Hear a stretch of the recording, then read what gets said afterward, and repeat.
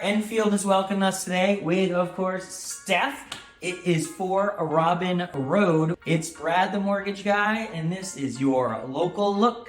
All right, we got a great renovated ranch here. Can't wait to show it to you. All right, you know the drill. Let's do it. We open up right into a lot of light here on this floor. Yeah, it's great single level living. Look at this living room that leads right into the kitchen. Kitchen's fully renovated, stainless appliances, granite countertops.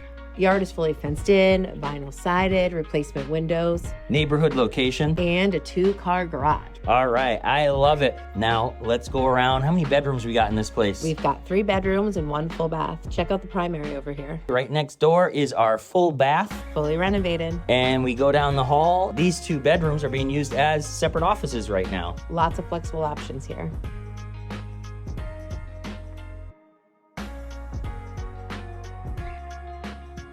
We have a partial finished basement as well, right? Oh yeah, I can't wait to show you. It's so fun. Come here. All right. Oh, wait a second. There's a bar down here. I love the bar area.